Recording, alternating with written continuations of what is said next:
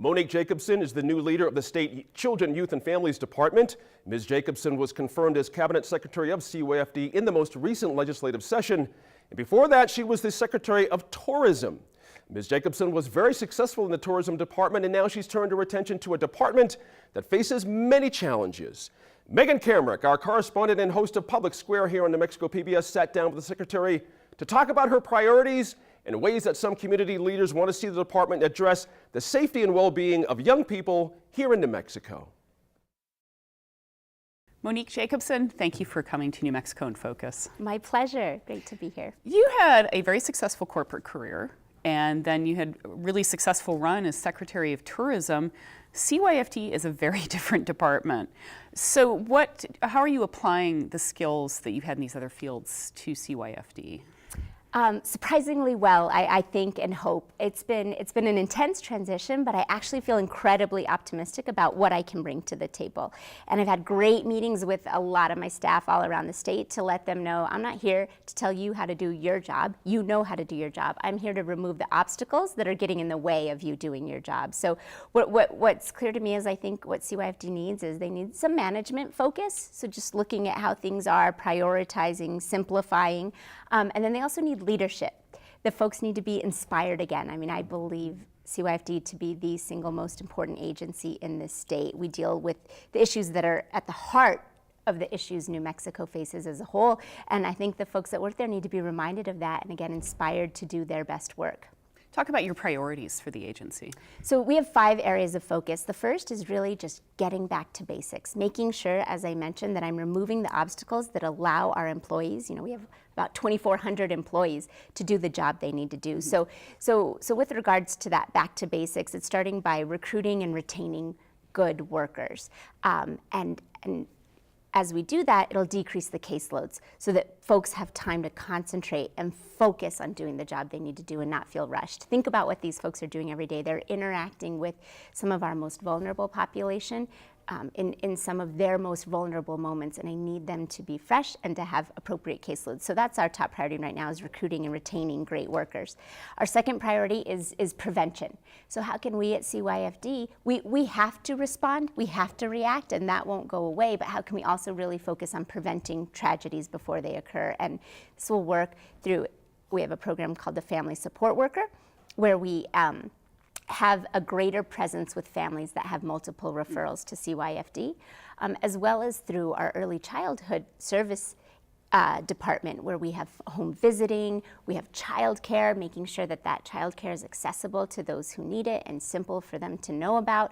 So there's a lot we can do in the prevention area, so that's our second priority. Our third is increasing communication with law enforcement and relationships with law enforcement. So we'll be rolling out a really exciting program that we've piloted called Virtual Desktop, where law enforcement would have the ability to have access to our information when they're going to a house. So think about how much more that can prepare them for what they're walking into, to know what we know about a particular house. Or there was an issue with the Omari Varela case. Yep, so this came out of the governor's directives. Coming out of that, we did a pilot program. Now we're expanding it based on the budget that we received this year, so that's exciting. And then our fourth priority at the agency is internal financial controls and making sure every dollar is being spent in the most efficient and effective manner possible. Making sure we're not reverting dollars at the end of the year, making sure that we know where all of our dollars are going and that it's smooth. They're smooth in terms of flowing out of our agency and to the front lines where they're needed most. And then our final, and I think in many ways most important priority, is community engagement. Changing the perception of CYFD, getting New Mexicans to get on board with us and not look at us as a separate agency. And I think if we could get all New Mexicans to say, I'm there for 4 years, the next 4 years, we're going to do everything we can to make New Mexico the best place to be a child. What would that look like? What would it look like if all of our battle was that one? So that's our fifth area, is community engagement. Now, your predecessor in CYFD had said the role was to intervene, not necessarily to prevent abuse, but more than half the states are using something called alternative responses, finding adults who are already at risk of child abuse, intervening early, give them supports and services, identifying risk factors. So far, CYFD hadn't made prevention a funding priority in the past. Is that changing? Will you be shifting more towards prevention? I think first I would say that we're defining a mission for CYFD, and that mission is improve the quality of life for our children. And if that's our mission, then we absolutely have to play a role in terms of prevention, right? I mean, true quality of life would be that you don't get to the point where there are tragedies. And that's not going to happen in 4 years, but that absolutely has to be our focus. So I wouldn't say that we're shifting dollars right now, because we cannot shift away from response and reaction. We have to be able to respond and react when that's what's necessary. But we are increasing our funding this year, and as part of the budget request and the budget that will be signed into law, we have a significant increase in overall CYFD dollars, and a lot of that goes to things which are in the realm of prevention. As I mentioned, the Family Support Worker Program, which is improving the amount of services and support that we can give families that have multiple interactions with CYFD. And then we're also increasing the dollars going to early childhood, which a part of that will be home visiting. And it's my mission to make sure that home visiting is serving as a prevention mechanism. Home visiting, of course, is proven a very effective deterrent to abuse, so it falls in the realm of prevention. The state has increased home visiting pretty steadily since 2011. I believe next year's budget would increase it up to 14 million or 14.3 million. But the Legislative Finance Committee estimates that the state needs about 41 million to reach all the eligible families. Would you favor continuing to increase it that much? I would tell you. Or how much, tell me how much it's going to be this year. Honestly, right now, I think the focus for me this year is to make sure that we're focused on high quality programs that are serving that role of prevention. And I think it can be dangerous to grow too fast just with dollars as we're still developing the infrastructure, because we've got to grow this in a way that we're able to maintain quality and to maintain control from a CYFD perspective, that we know where those dollars are going and feel really good that they're getting that result that you kind of cited at first. So I think that it is proven, but we have to make sure that every time we put more dollars into it, we're continuing to put it into the areas where it has been proven and into the manner in which it has been proven. What about tapping Medicaid to expand home visiting? These are all things that we can look at, but again, right now, my focus is really on making sure that we are protecting the integrity of the programs that are out there and working, and that we're looking at how to have home visiting serve a targeted, our high-risk population. And that's a tough thing to do. Even in saying that, I know it makes people uncomfortable because the goal is to have it be universal. But from my perspective, I want to be sure that those families who really need it, are getting it. And getting it means first that they have to want it. So we've done some research to show that a lot of the families who you would think would most need it or potentially want it don't want CYFD anywhere near their homes. So we really have to change perceptions and let them know that we're not coming into their homes to take away their kids. We're coming in their homes to help them be better parents. So there's a lot that needs to change that I goes think to can. the perception That's issue. exactly right. Although you fund a lot of home visiting that, isn't necessarily bring your kid to CYFD, it's bring your kid to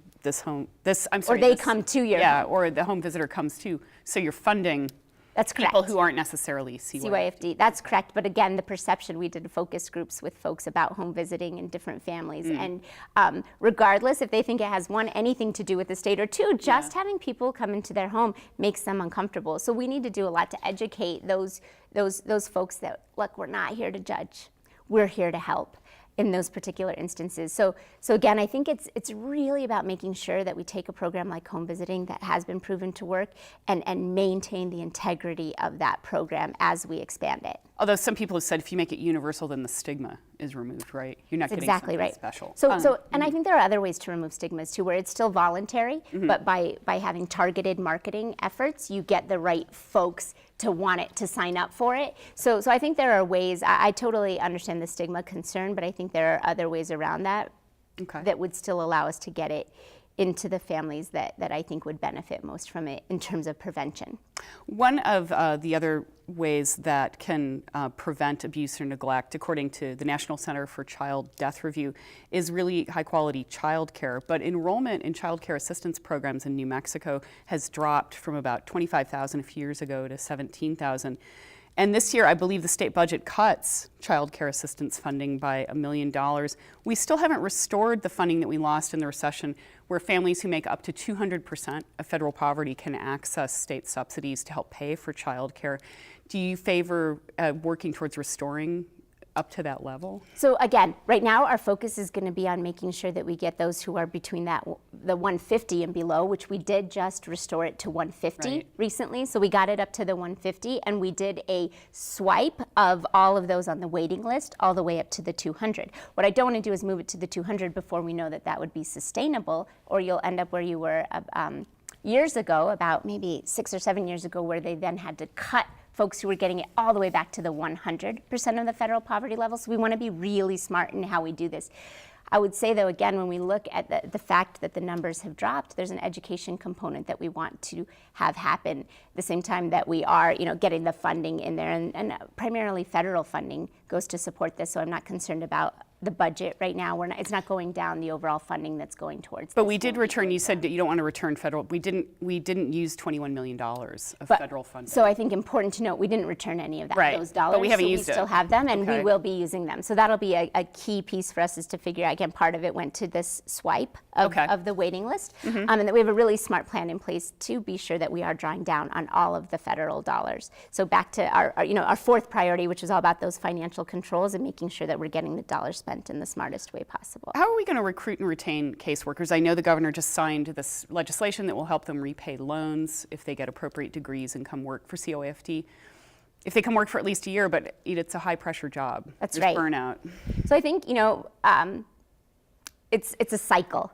And unfortunately, right now, caseloads are high, which leads to more burnout, which leads to more people leaving. So we have to break that cycle. So we've done stuff immediately. Number one priority in getting into this position is to address that issue.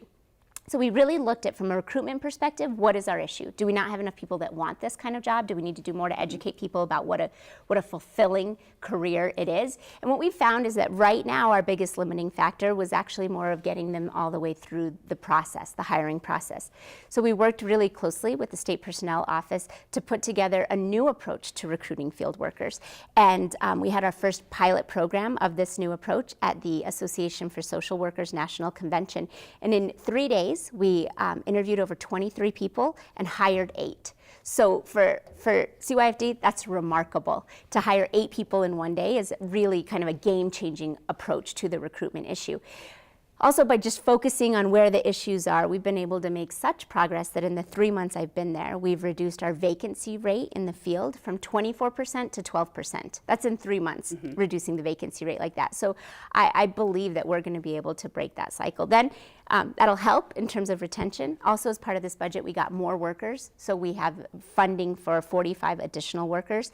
If we both reduce vacancy rates and hire those new workers, our caseloads will be in line with the national standard this year, which is huge. That's a really important component. We're almost out of time. I just have one quick question. We've seen, the issue down in Ruidoso with the therapist who's been indicted for the sexual assault of a juvenile in custody. The state's juvenile services director of juvenile justice services has resigned. What are you doing in response to this to make sure this doesn't happen again? Absolutely. I mean, I think that we are responding in a manner that is swift and thorough, where we're not just looking at this incident, but we're looking at, are there any other factors that need to be considered in terms of how this was able to happen and how it did not stop immediately. So you're looking at all the facilities? We're looking at all of the facilities. We're doing a deep dive assessment into this particular facility. I had a meeting just yesterday with our entire juvenile justice leadership group to make sure that we're exploring all aspects from the physical plant that we deal with, from our hiring practices. Do we or can we find new screening processes? So we're looking at it from a holistic perspective. We take it very seriously, and we also believe that when things like this happen, the folks that are responsible and accountable must be held accountable for it. Okay, well, Secretary Jacobson, thank you for coming on New Mexico in Focus. Thank you for having me.